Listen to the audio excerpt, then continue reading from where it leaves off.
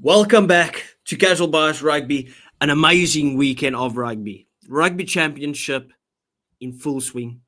Final weekend coming up. 3 teams still in it. But obviously, first and foremost, we're seeing Jake here. He's wearing the white top with a rose on it because his country has become world champions. Women's World Cup winners, the Red Roses. Jake, how you doing? Congratulations. Obviously. How are you feeling about all of it? Well, it's great, isn't it? It's great. And I think it's just, what I'm most happy is that it's happened on the home soil, in front of all the fans, and I get to interact with them straight away. Everyone around, I think over 5 million people, I think it's like 5.8 or something million people in the UK watched it. I think it's the most watched fixture of rugby this year, more than any Six Nations game. So, awesome stuff. And 82,000 nearly at Twickenham full house, so it's just incredible to see. And that England team, they've been so dominant because of the professionalism and the money, but at the same time, they have worked hard. So many of them haven't had a drop of alcohol in over a year, and they deserve this. So just over the moon, really.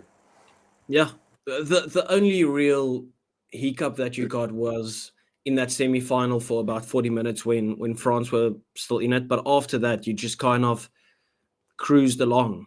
I think that would be a fair statement, just in terms of how good you were, kind of setting the standards of where women's rugby could be, So obviously, massive congratulations to you guys. John Mitchell, obviously, he's done amazing things with that team. Now, we're obviously going to focus on the Rugby Championship. And obviously, there was amazing stuff in the women's game. But you know what the biggest glory moment was this weekend? What? The Stormers whacking Leinster 35-0. Can you believe it? Can you believe it? We'll get into the Rugby Championship in a second. I just wanted to ask you, did you manage to see anything about that? Only the scoreline. I haven't actually seen the highlights yet. But I saw the team lineups, and that was not a weak Leinster team. So that Not at all. So obviously, they had big names missing, right? So take it with a little grain of salt. But it's not like the Stormers had their strongest lineup. That was a Stormers team with no Joseph Dweba, no Salman Murad, no Dion Fourie, no Kobus Reinach, no Sasha Feinberg and Gomezulu, no Sleiman Arsenberg, no Damien Willemse. That's starters, right? Overall starters. 35-0. Defending champions, my ass. I love Ireland, but the banter season is here. Because they always talk a bit of shit when... Do you know Joseph Dweba played for Exeter? He's gone. He's left the Stormers. Yeah, of course. Okay. So I didn't know if you're just saying he's out injured or something. No. But obviously, he was like our main starter last season. So I was just referring to guys that would probably have started, but they're not here at the moment. But no, seriously, both teams are missing players, but still the experience that that Leinster team had and the quality of players that are out, like Prendergast and Ryan Baird and Henshaw, and lots of players who have played for Ireland. Slimani, who's a French international, and they just got nilled. I think it's the first time Leinster have been nilled in 17 years or something. Yeah, since 2008. Do you reckon Jock Nienaber gets the sack? Not yet. No. I remember last season when this was a discussion where it was like, should we sack him just for not playing attractive rugby? And then they won it all, right? Finally. And then it was like, that's the Jock Nienaber. You want him back in the box team. I love Jock Nienaber. I take Jock Nienaber. Well, we conceded 30 points. We never conceded 30 under Jock Nienaber, bro. What's going on? Oh, fair enough. But no, that's a great result for the Stormers. And that's the first game of the Rugby Championship. URC. What a game to start with. Yeah, exactly. Anyway, we obviously here to talk a bit about the Rugby Championship. People, if you like talking a bit of shit when it comes to rugby, what you just saw is basically all that we do the whole time. Just talking a bit of rubbish and bantering each other and whatever. Right, so please do remember to hit that like and subscribe button. We do appreciate you guys for always joining in. Let's start with the Bledisloe first, because that was obviously the first game. As a neutral, brilliant game, but there's a lot of talking points. Yeah. Some dubious calls. I've seen the New Zealanders talk about that as well. We spoke about it on the group chat as well. It went both sides. It did go both sides. it's one of those situations again where it feels like you're taking a bit away from the game because it's tough to get that balance of when to blow the whistle. Does the ref want to involve him in the game and everything? And this time around again, we are talking about the ref. And do you reckon that some of the decisions cost Australia the game, or would you just say they didn't use their chances because there was missed opportunities by the Wallabies? Yeah, I don't think if all the ref decisions were correct, it would have changed the result. But it definitely didn't help them in that second half. But as you say, I think New Zealand got a few harsh ones in the first half as well when Australia first came back into it. So I don't really. I'm a bit of a ref complainer, so I try not to. And I genuinely think Carl Dixon was quite good 3 weeks ago in that Eden Park game where people complained. But today, when that game happened, I thought PRD was terrible in that Bledisloe Cup. I really did. Yeah. And I just don't think he's a very good ref. Well, we spoke about this before, and I saw Michael Hooper mentioning it, right? Because I don't like talking about the refs. But in the end, I've mentioned this before, coaches get criticized, players get criticized. Like a ref, you can be honest and say that the ref didn't have a good game. If you've got 4 refs involved, you've got the TMO, you've got the 2 touch judges, you've got the ref on the field, there's enough to make correct decisions. And when it's like small things, that's obvious, like you can miss it. But when it's like blatant, obvious stuff that happens right in front of you, it's so annoying. It is so frustrating, and it takes away from the spectacle of a game. What's your thoughts on, like, I wouldn't even say a ref press conference, but all the bosses come out and speak after games? What about as Michael Hooper mentioned, have the officiating team come out and answer a couple of questions, have them talk about what was going through their head while watching the game? Yeah, I'd like to see it. I'd like to see, I don't know, maybe ask some questions on why that wasn't decided. You can't just say random turnovers that weren't given or were given, but like big decisions, red cards, yellow cards, maybe things that lead up to a try. I think it'd be interesting to see what a ref says. I mean, they have such an influential sort of impact on games at times. It'd be nice to at least not hold them accountable, but like that World Rugby can do that. But at least hear their thoughts and explain some of their processes to the fans after the games. Yeah, no, I fully agree. But let's actually talk a bit about the game, because it was a good game. And as I mentioned, like, Australia had the opportunity. James O'Connor, he struggled, right? Like, there was a couple of things that cost the Wallabies in terms of O'Connor not finding the touchline a couple of times, McDermott getting injured early, Joseph Swali having one of his more quiet games. And once again, it's that first half that we spoke about. New Zealand put them to the sword, right? Like, if you're going to give New Zealand a 16-point or whatever it was head start in a game, you're kind of facing the music there. Like, there's no coming back from it. And if you look at all the games that the Australians have, they struggled in that first half. And we said the first half is going to be vital, and they didn't come out of the blocks. It was kind of just like, we'll defend, have New Zealand run at us. You can't play like that. Yeah, like usual, the All Blacks just had like a super quick start on the Wallabies. O'Connor was okay, just not on all his kicking and stuff. It did cost them like multiple opportunities to have good attacks in the 22. But you got to remember, like, there's literally half of this Wallabies starting 15 out injured. It's absolutely crazy the amount of injuries they have. Like, Thesler at hooker would start, Skelton, Valentini, Jake Gordon was starting at 9, Lolosio. I don't know, others. Half the wings, no Tom Wright, no who else played wing? Tom Wright, Tom Liner. Yeah, it's a lot. Tom Liner, but there's another winger as well who started in the Lions. I can't remember now, but it's crazy. Andrew Kellaway was also out. Kellaway, Peach. There's another one, but it's stupid. Good. No, I can't. There's another winger, but it doesn't matter right now. It's just silly the amount of injuries they got, and they still performed pretty well away at Eden Park. They were in it with 10, 15 minutes to go. So yeah, it's a difficult one, isn't it? Yeah, but you have to give credit to New Zealand as well. Like, you just see the difference that class makes in terms of Cam Roigard. He's unreal. He's absolutely unreal. He's so opportunistic. Like, as soon as you give him a sniff, he's there. He just always scores a try, and he's young. How old is Cam Roigard? Do you know? Oh, no, search it up. I think he's like 22 or 23. I think he's like stupid. How far behind DuPont would you say he is? 25 soon, so but still youngish. Yeah, like what's that? Like 4 years behind Antoine Dupont. How how close do you reckon he is to Dupont in terms of his skill set, the way that he sees stuff? Because he's just always involved. I mean, he's probably.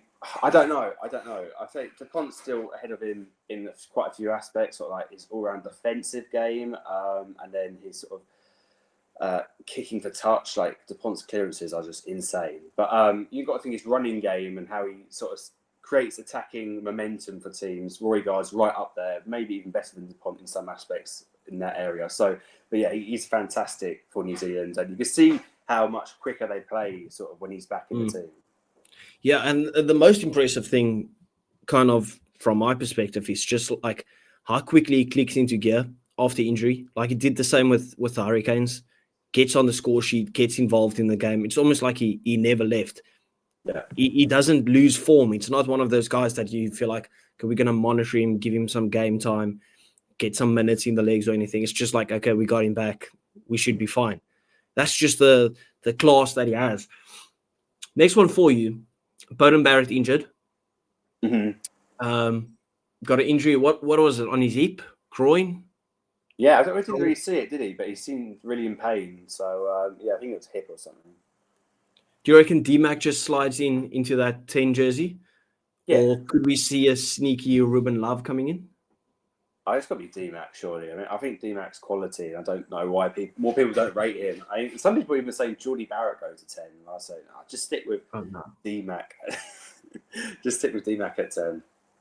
Yeah, they're probably saying that because Geordie can play at 10 and Quinta Paya had a sensational game when he came on, really influenced the game. So that's possibly what they could be thinking. But if you start Ruben Love, right, you could have a full Hurricanes backline almost there. With Cam, we got at 9. Let's say you've got Ruben Love at 10, Barrett, Geordie Barrett, and Proctor. Yeah, Chemistry. no, exciting. Have you seen it happen at multiple international teams, sort of France with Toulouse and Bordeaux, and then England with Northampton?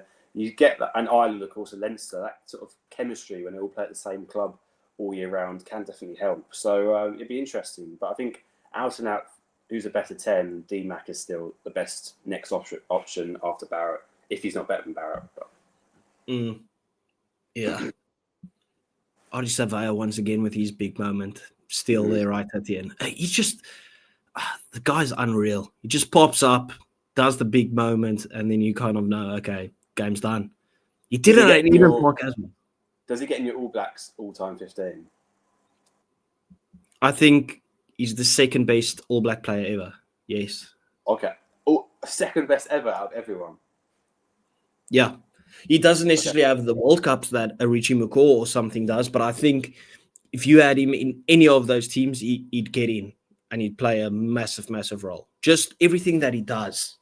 Because he's Richie McCaw, for instance, when I look at Richie McCaw, he was obviously great at the breakdown in his years and stuff. Is he that much better than what Ardie offers you there? Is he as defensively solid as Ardie? Does he carry the ball as good as Ardie? Does he chip kick like Ardie? Right? Like Ardie Savea is just one of those guys that he does everything. And you can see he's got leadership group mentality as well. Like he's kind of the captain of the team without wearing the armband. Like you can just see it. So would he get into your all-time All Black team? Oh, yeah. But then again, we're obviously biased to more recent players, but I think so. Like, he's just legendary. He does everything. Like, it's that moment when he's chasing that Colby in that Wellington game in the corner. It's just like, that just personifies him where he's like doing everything. He's always chasing every ball. He's everywhere in the park, coming up with big moments. Like, it's crazy. Like, his influence on this All Blacks team. Yeah, well, you even saw the influence that he had on Moana Pacifica. Right? Like, I'm not gonna sit here and say it was a one-man show, because obviously Moana did very well this season. Like, as a team, they did very well, but he was clearly the standout player. Kind of revolutionized the way that they played. Like, he was always a standout player. Look at that game that they had, for instance, against the Blues. It just feels like he can't do anything wrong. Have you ever watched a game where you're like, that was a proper off game for Ardie? I can't remember.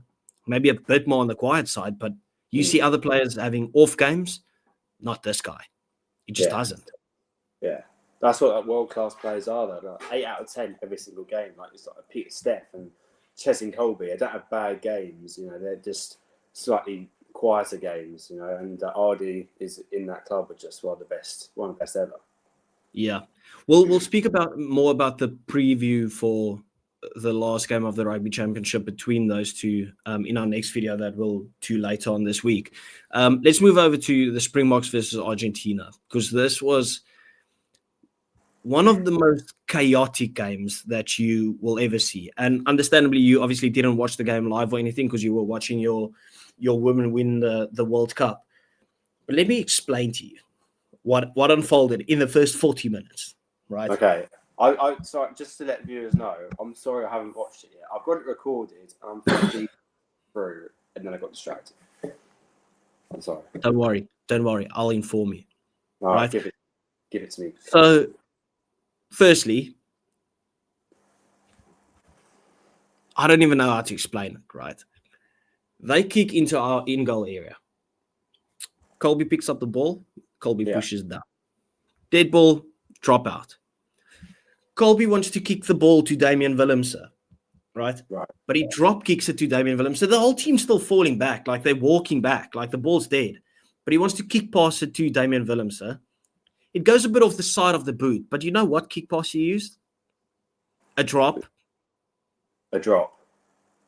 Oh, yeah. And he dropped it. And he just wanted to pass the ball to Damian Willemse. So instead of passing it, he just kicked it to him. But he did a drop to him. Right. But he kicked it in field. But Chocobares picks up the ball because he's more than 5 meters away, picks up the ball and just dives over the line. And we're like, what the fuck just happened? Right? Maybe we might take Ches and Colby out of the Peter Steptoe Ardie club then after that. Dude, it was an absolute madness, right? Because I was speaking to my dad, he's sitting next to me, and I was like, you just dropped that ball. Imagine if you dropped it into the field, that they can just pick it up and score. Because obviously logic says he didn't actually drop the ball as like the dropout, but he kicked it in field. So it's a legal dropout. Yeah. Chocobares picks it up and scores, right? 4 seconds before the halftime whistle, we concede a penalty try. Malcolm Marks goes off. Sasha tells the ref. Sorry, what was it for? Was that collapse maul or? Yeah, collapsed maul. It was a penalty try, to be fair. Yeah. He came in from the side, collapsed the maul over the line, and he held the ball up. Right, but the ref blows held up first. TMO says, no, sharp, listen, that's a penalty try. Yellow card, he goes off. Sasha tells the ref says halftime. You can hear him say it, halftime. Sasha tells him, listen, there was still 4 seconds when you had, and we're like, okay, well, it's 4 seconds. Just have it halftime. Nope, we take the kickoff. Bang, put it up in the air. We claim the ball back. Right, and from there on, we go and score. 4 minutes into stoppage time after the first half. By the way, also in the first half, Sasha Feinberg Ngomazulu puts a cross kick to Caden Moody. A proper, not your flat cross kick, but like, you know that where it goes like 45 degrees. There was no one in the backfield. I don't know where the Argentinian defense was. It was crazy. Mm-hmm. Gets there first. Mm-hmm. Caden Moody runs straight. He runs like this. Gets there first. He kicked it from nearly the other side of the field. Got there first and scored. Absolute madness in that first half. I couldn't explain what I was seeing. I couldn't explain what some of the calls were or whatever. I was so infuriated. And every time we score points, they score right back. It was crazy. Yeah. It was absolutely crazy. So we go into halftime, 25 points to 23. And then in the second half, blow them out of the water. Like it was scary. You obviously saw the end score, right? Yeah. It was so scary that at some point, obviously take it with a grain of salt, because Malia pulled his hammy while chasing for the ball. But we put a ball in behind them. Guess who was the first guy that got there? Let me guess. Wilco Low. No, Malcolm Marks. Okay. He's the first guy. I think I say Sasha. No, it's crazy. Like I couldn't explain what some of the stuff was that I was watching. Sasha pulls one dummy, right? We've got our prop on the field, the reserve prop that wants to pick up the ball. You know that where they just pick it up and dive over the line? Yeah. Bro, Sasha bumps him off the ball that Jan-Hendrik Wessels knocks the ball back. Sasha takes the ball, one dummy, but he spins in a circle. John Cruz Malia took a sip of my beer the way that he fell for that one. Dude, that guy went through the TV. Didn't he do something similar against Italy? Like he did that sort of whole dummy back round. Oh, he does it a lot. But I just spoke to Robert and he was like, it was one of those days where whatever Sasha does, it's gonna work. It just did. He played at fullback as well. Got the ball, they kicked it way too deep. Him and Willems is there at the back. He's like, okay, I'm gonna put it up and under. Willems is chasing, right? But he dummies the up and under. He's on the left-hand touchline, dummies the up and under, runs backwards, puts in a massive kick across the field, right into Cheslin Colby's hands. Cheslin catches it like above his head, but he's kind of over the touchline, kicks it infield for Kanan Moody. Kanan Moody kicks it and just doesn't score because the ball touches the dead ball line. Like he pushes it down on the dead ball line. It was crazy, some of the stuff. Yeah. I sent you the link. Did you watch the link that I at least sent? No. Obviously. Dude, it was utter mad. If you haven't watched it, go watch it immediately. Yeah, I will. I'll watch it tonight. But well, I would have loved to watch this game live, but clashed with the Women's World Cup final. We talked about this last time, but yeah, never mind. Well, we're sitting in this position where we spoke about Argentina being unlucky that they've kind of been the most consistent team in the Rugby Championship and then getting whacked by that points margin. Mm-hmm. I just feel bad for them. And now they're going to Twickenham with like 5 injuries as well. Like it's just Malia should probably be out. Who's their 9 again? I forgot his name. Is it Garcia or something like that? Garcia. Dude, I hope he's okay. That looked bad. He gave us the thumbs up when he went off on the stretcher, but like his own player fell on his head while he was like kind of made a tackle, knocked into the head, and then the guy fell down. So he's like kind of arched over. The neck just looked cracked. Bit nasty. Yeah. So, no. I'm looking at some of the players who went off. So what about Montoya or Paolo? Are they all injured or are they all right? I think Matera was fine. Mm-hmm. I'm not even sure. I just know it was they had a couple of injuries in that Carreras. It was bad in that. No, I think Carreras went off injured as well. Damn. Anyway, yeah. But not to surprise you, Albanose came on, broke through like 4 tackles and somehow scored again, like he always does. He's awesome. Absolutely. Oh, he's so good. He is so good. You see, that we're in this weird predicament, right? Where we've got Sasha, Marnie, and Pollard. Mm-hmm. Sasha just broke the record for the most points that any South Africa or any Springboks have ever scored, 37 points, where he could not be playing at 10 the next game. Mm-hmm. And we could sit with Pollard, like our trusted guy. We could possibly go with 3 games without him playing. We could go Marnie, who's probably in form, his best that he's ever been. Yeah. Once again, not playing. Because we've got no fullbacks. Damian Willemse went off injured with a hamstring. So we could play Sasha at fullback. We could play Marnie at 10. Yeah. Like, I'm pretty fixed on Sasha not playing 10 this game, which is obviously not ideal for him. What's your thoughts overall on guys that can play multiple positions? Would you rather have a specialist, let's say 4th choice at fullback, or would you rather say, okay, rather play Sasha at fullback because he can play there, but then you're taking away your best 10 probably? I would rather have a specialist at 10 definitely. At fullback, it's a bit more interesting. I think it depends how good they are. Like if it's like a Marcus Smith, who he is a fly half being moved to fullback, I don't really like it. But Sasha and Willemso who plays multiple. Like these guys have been playing multiple positions regularly for club as well as country. They come up playing different positions, so it makes more sense that would work a bit more. Like Carreras as well plays 10 and 15. So I think that makes more sense than someone like Marcus Smith, who's like a square peg in a round hole, whatever it is. Yeah.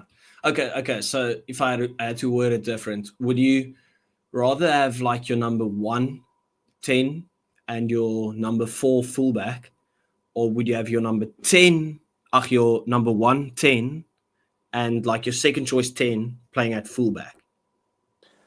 I don't know. I guess it depends on the opposition, and do you want the experience of Willie LaRue? Are you going to want that sort of thing, or do you think you can really attack the opposition? Like Argentina are a pretty exciting team. Like to run it, keep it high tempo. So that probably favours someone younger, like a Sasha and who was that fullback, Willemser. So that's probably why they did that. Whereas against New Zealand, it's going to be more physical, and that's probably why LaRue started, a bit more tactical. Geordie Barrett's got a big... So, yeah. Well, Argentina just showed how clinical they were once again. Like, as I just mentioned, like that scoreline, dude, every time that they looked like scoring, they did score. They still put 30 points. Like, 30 points is a lot of points to concede. Yeah. Like, they are very, very good. Talking about clinical, we entered the 22 10 times, scored 9.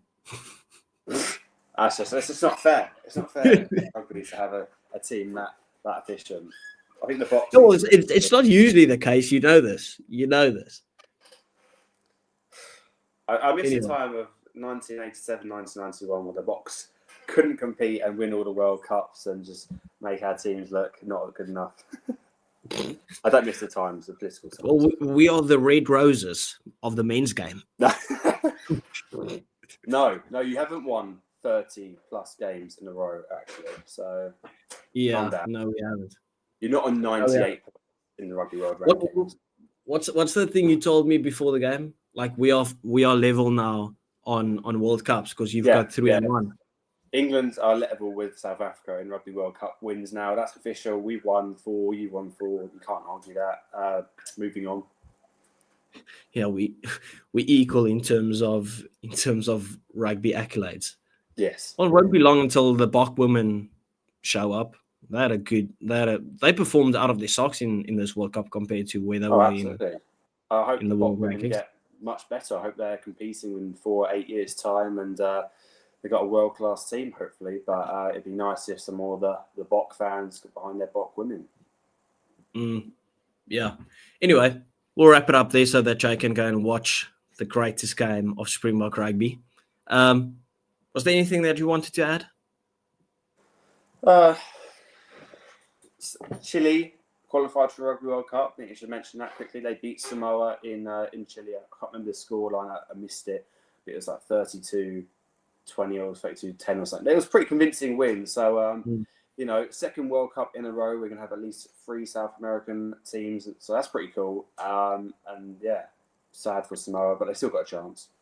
Well, what's our thoughts on that, right? Because we're talking about like we trying to grow the game in terms of Fiji, Tonga, Samoa, right? Like the Pacific Island teams, and then something like that happens, and you're like, obviously we're very happy for Chile, but that wasn't kind of part of the narrative. Well, it doesn't help that Samoa don't have most of their best players because they don't pay them to go away. They'd have to leave their clubs and pay their own money to travel. So, it's just shooting themselves in the foot. What's that? Shooting themselves in the foot there. Well, it's just the Samoan Rugby Union is corrupt. It's a joke. No reason, no wonder they can't perform at all. So it's sad for them, but it's exciting for Chile and a country which is getting much better at rugby. You see it with their professional side in the Super Rugby Americas, and their performances are going up the world rankings. So, it's exciting. Yeah. Fair enough. We'll wrap it up there. People, as always, thank you very much for watching. We do appreciate you guys. We'll see you later this week as a preview for the final games of the Rugby Championship, the greatest Rugby Championship that we've had in years. It's just unfortunate that it ends there for a little bit. Anyway, see you next time. Ciao.